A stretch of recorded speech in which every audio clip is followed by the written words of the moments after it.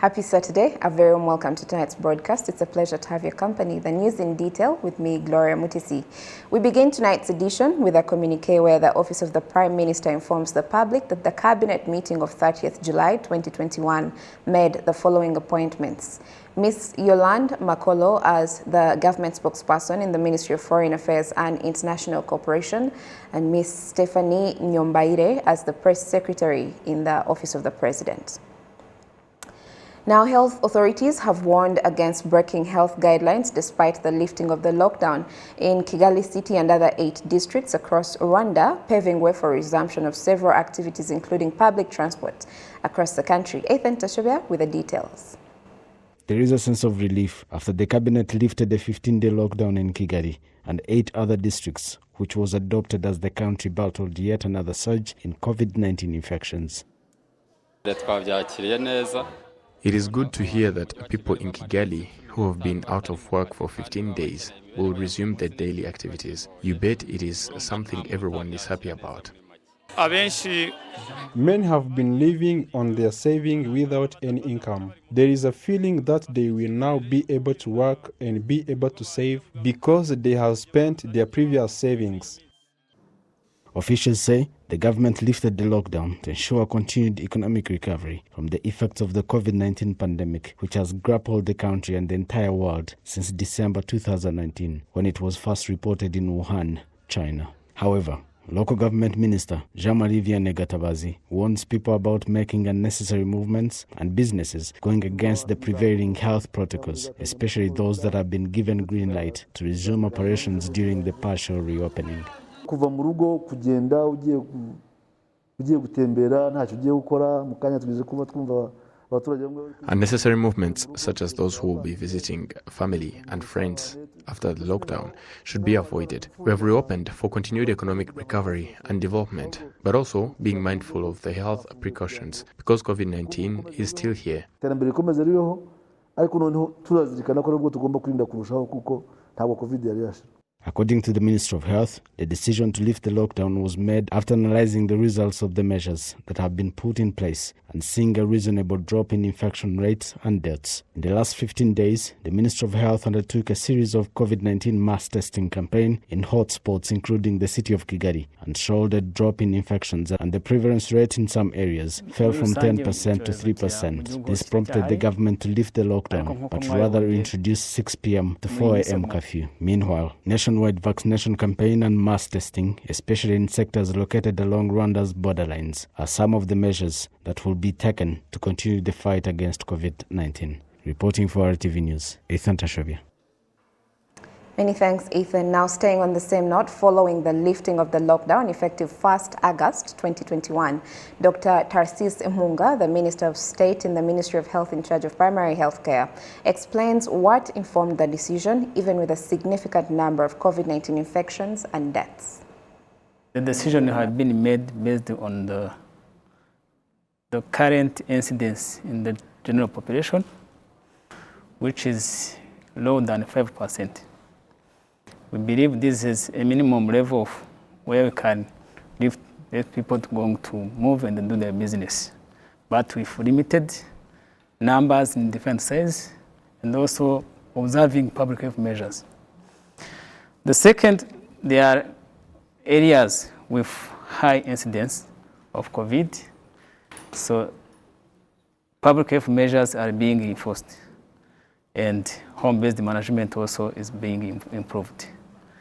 We believe those 2 measures will help us, combining with other public health measures across the country, to contain, also to deal with the COVID, while the economy also is people still doing their business to survive.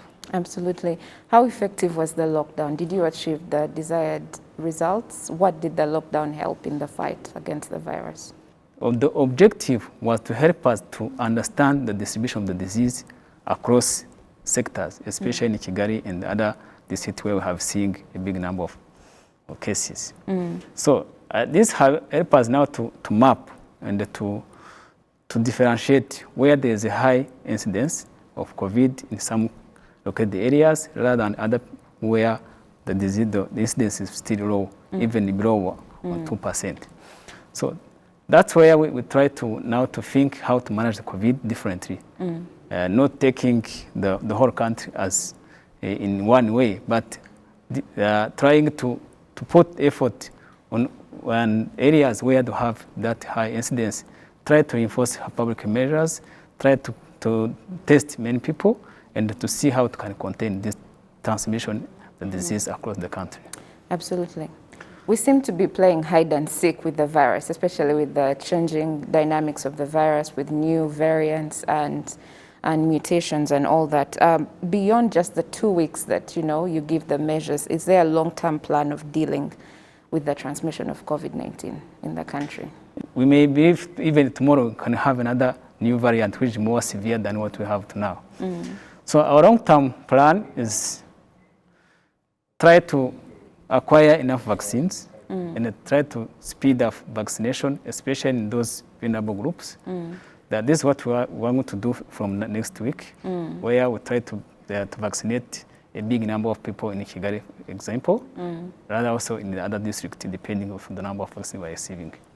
So we believe by end of September, we'll be able to vaccinate around 1.5 million of people, which is, if we talk about the population of below 18, to be around 20-30% of the population. So we believe this is one of the strategy to deal with COVID, and try also to minimize also the transmission across people who are really very high risk and who are moving in doing the business. Okay. The second is how to also improve the management of cases. So now I think all hospitals in the country, they are being piped, and we are bringing oxygen plant across the hospitals to be able now to manage cases locally at early stage to avoid this complication.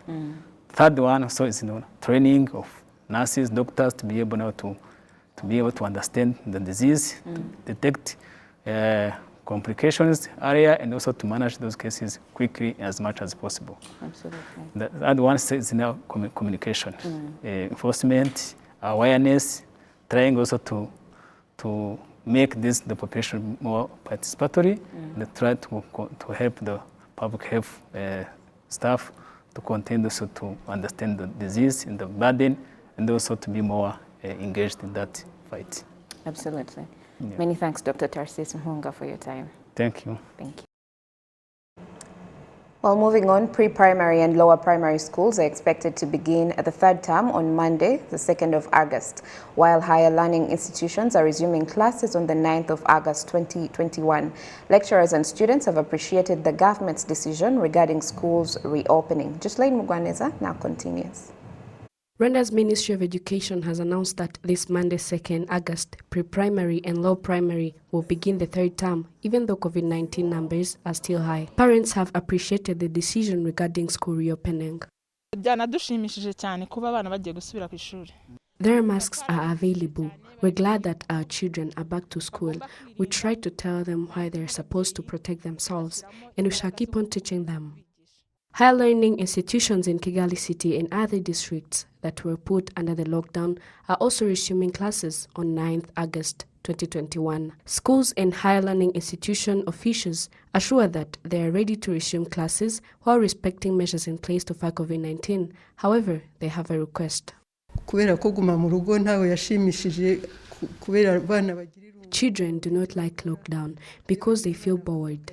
They have nothing to do, so when they're back to school and you tell them to behave in order to avoid lockdown again, they understand. What we request parents is to teach their children and do not let them attend the parties like birthdays, visiting friends, or spending a night there. They should stop that for now. I'm more than ready to receive them, because as I've showed you already, you can realize that our measures speak by themselves. We've put so many measures in place because of COVID, and that's a plus. So we know that in the near future, whether COVID is here or not, Mount Kenya University is going to continue studying, and there's nothing that's going to stop our students from having their studies as much as they can. The Minister of Local Government, Jean-Marie Vianney Gatabazi, has said that even though schools have reopened, where there are some sectors in lockdown, students in these sectors will also resume classes like others. Nubwo bafunguriwe kujya ku mashuri harakazwa n'ingamba z'isuku.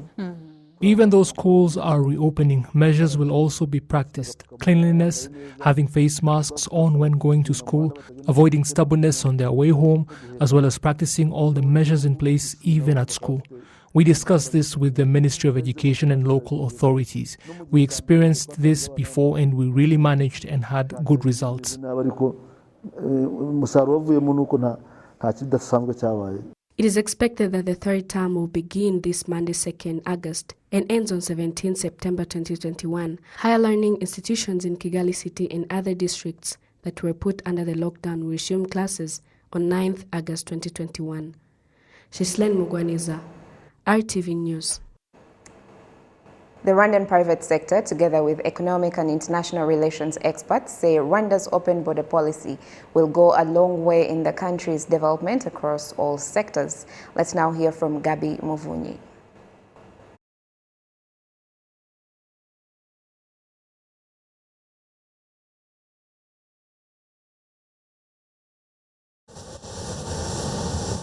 It has now been 20 years since the national carrier, Rwandair, was launched, and the national carrier travels to at least 30 destinations across the globe.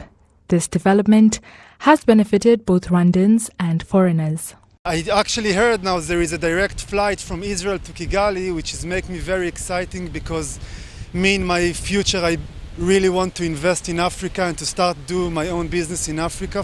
It's becoming more accessible and easy, make me very excited. Having a national carrier is a highlight of Rwanda's economic development. This has enabled Rwandan businesses to also grow their wings. A very simple example I can give, let's take our plane that goes to Dubai. We all know the value of time. We used to fly from here with Kenya Airways to Kenya and then wait. And you'd end up wasting a whole day. You get there in the night, feeling exhausted and tired, where in some cases your second day also goes to waste. But now you can board the plane in the evening and get there in the morning, spend your 2 to 3 days and come back. This is a milestone. This is something we should take value in. We are having a great opportunity as business people, the people who really in logistics sector. We are having opportunities that we try, and because of the advocacy that the government have done, because of the President, His Excellency Paul Kagame, the advocacy he did for all African countries, it's very easy to do business across the continent.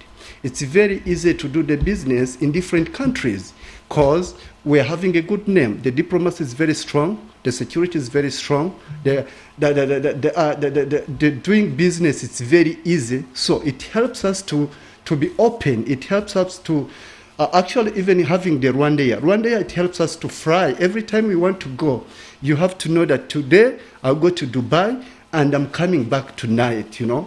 When you say that I'm going to Central Africa, you're going on Wednesday, and again you're coming on Sunday. So it's only like 5 days, you do your business and you come back. It gives us the opportunity to work with many countries and many companies, and this connection all over the world, it is an advantage for us to serve our clients as they wish. Alexis Nizeimana, an economic and international relations expert, says benefits of the open border policy and easing investments cut across all sectors of the country. The open border policy is an economic activity, but is also an opportunity which is good for attracting foreign investments because it also improves the country's rating in the World Bank's Doing Business report, which influences investors' decision-making. This easing of doing businesses is evident to the country's open visa policy, where people can easily get visas on arrival.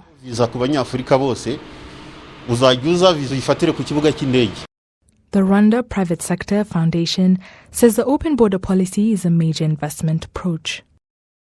Now, as a private sector, we have decided to go to move fast. We move what we call study tours.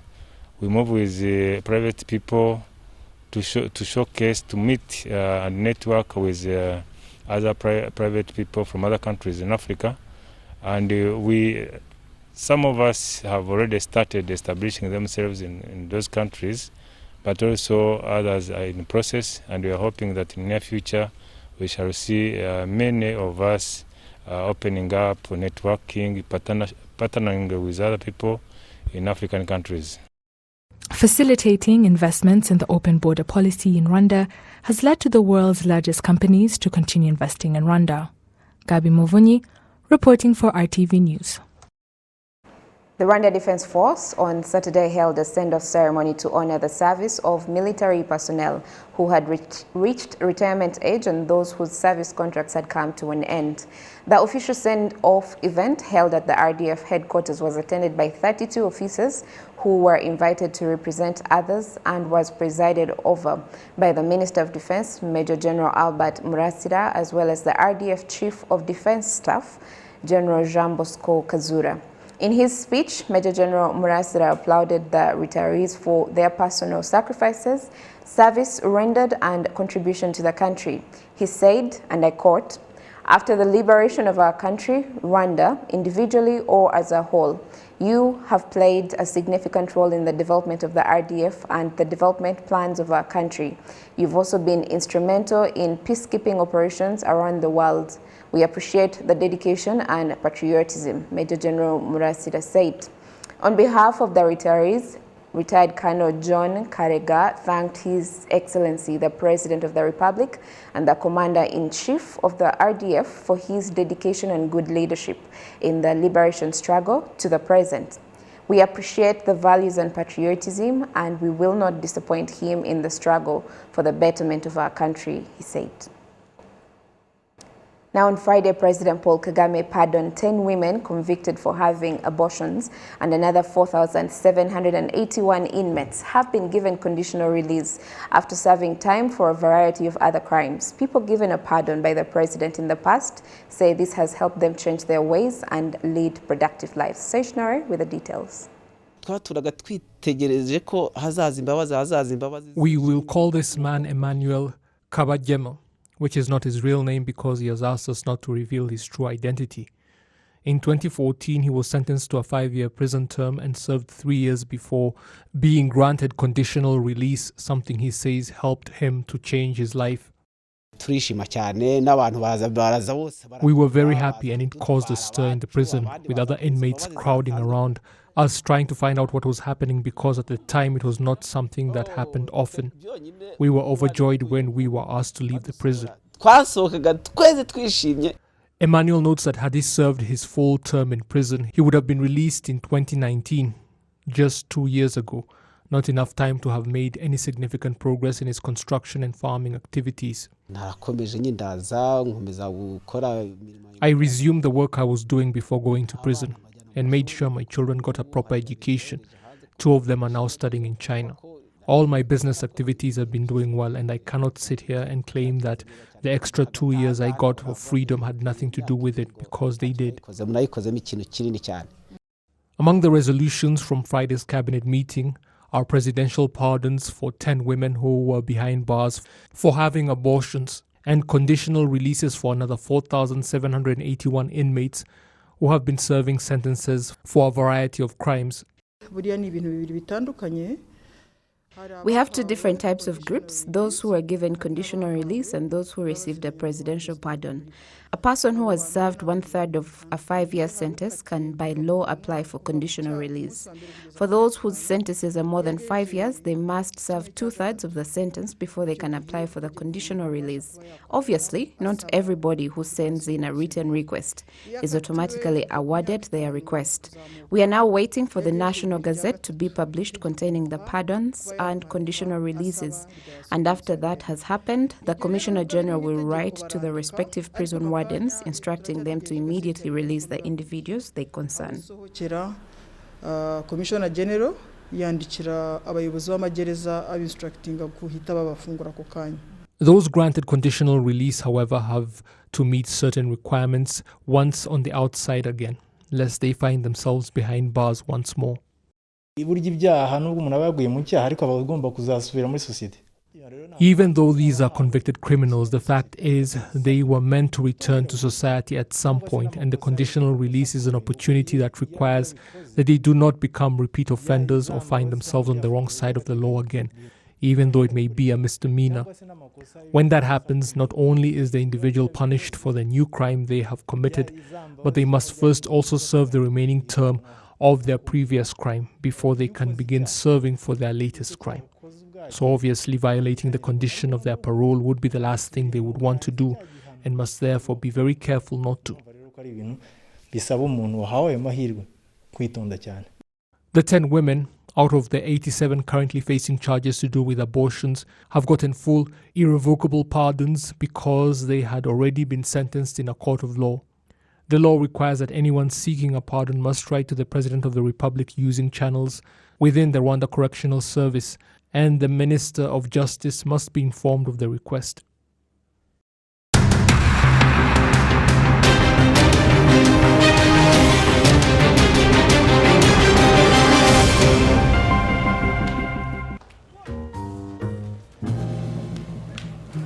If you wake up and don't want to smile, if it takes just a little while,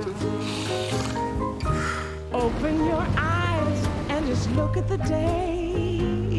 You know you'll see things in a different way. Oh, don't stop thinking about tomorrow.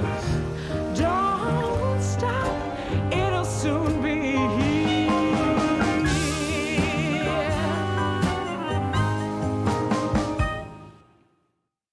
Rapid urbanization is putting pressure on resources. The conventional construction model consumes excessive energy, water, and materials, leading to high building operational costs, poor health of occupants, and environmental degradation. Green buildings provide an opportunity to address these challenges. Buildings have to prioritize energy, water, and material efficiency solutions such as proper orientation, natural ventilation, daylighting, solar energy and cool roofs, LED lighting, rainwater harvesting, tree preservation, and locally produced building materials. Green buildings save money and provide better living and work environment for the occupants. Green buildings for a green Rwanda.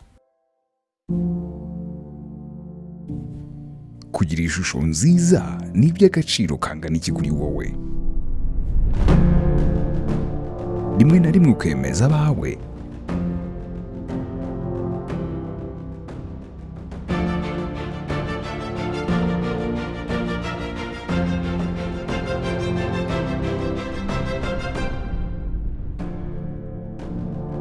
Cyangwa kugira ishusho nziza biracyari inzozi. Waba ukora iyo bwabaga ngo ugire ishusho nziza? Uko byaba bimeze kose, twiteguye kugufasha kubigeraho. Erega tukwitayeho. Equity, ishusho nshya ya banki kwitayeho. Some of us were born to trade beyond with the right partners and smart logistics. Together, we can go beyond. Trade Beyond with Dubai.com, your e-commerce platform for trade.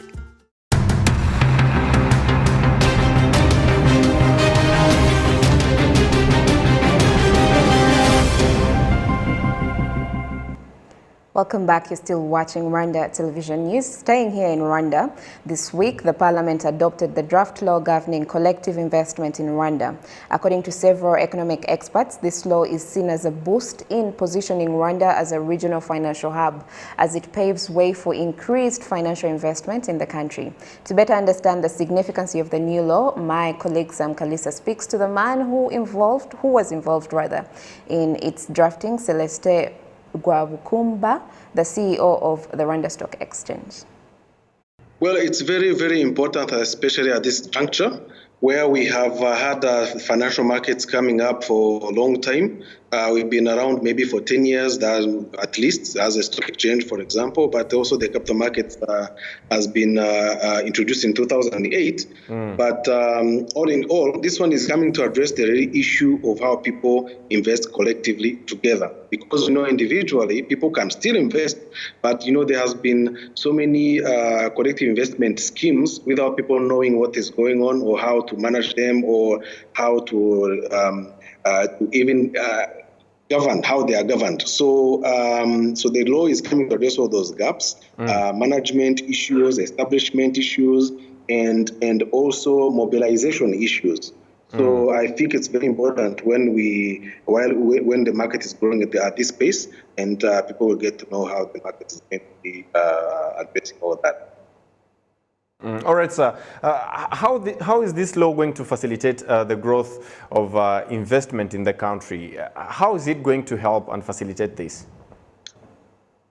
Well, I think it's going to be helping because a lot of people, you have seen a lot of schemes which are not legal in the past few years. Yes. We have to come up with different schemes, and people have been swindling other people's money. The Ponzi schemes, you have heard about them, for example. So these ones, once the law is in place properly and the regulations are all put in place, people get to trust in what is happening. Governance, I was mentioning just now, in the establishment and mobilization of the demand side of the story. So it's going to, I think it's helping in that light for the people who want to get involved in investing together. And so finally, my last question is, citing examples, where has the gaps been in the investment sector of Rwanda, and how is this law going to help occupy the gaps and, of course, boost investment, as I started introducing? Well, I think there has been gaps in different areas. There's a lot of public education that has not taken place enough or properly. And people have been having scattered information left and right. And there's a talk of investing collectively, but without any proper organization most of the time. So I think that one, if it is addressed, it is going to pave way for people to get together without fearing each other and knowing that there is a law in place to protect them in case there is any issues in that regard. All right. So the second issue would be, yes, the second issue, the second thing it will be helping, it will be paving way for other funds that won't be established in the country, that either they are from outside or they are from the region, outside the region, or in the region of East African community. And abroad, as we are vying to create a financial center in Rwanda, for example, we will be having to have knowing that they have a proper legal framework to protect their investments and to be established in the right way. All right, sir. And before I leave you, how best can this law be implemented? Come again? How best can this law be put into action, of course, to help occupying the gaps we've been talking about? Well, I think I will follow the same procedures other laws follow. It starts from being promulgated and goes in the Gazette and things like that. Then people start getting educated about it, and a lot of public education and mobilization from the different institutions involved in this process. All right, sir. Let me thank you very much for your time and being with us. Have a good evening. Thank you.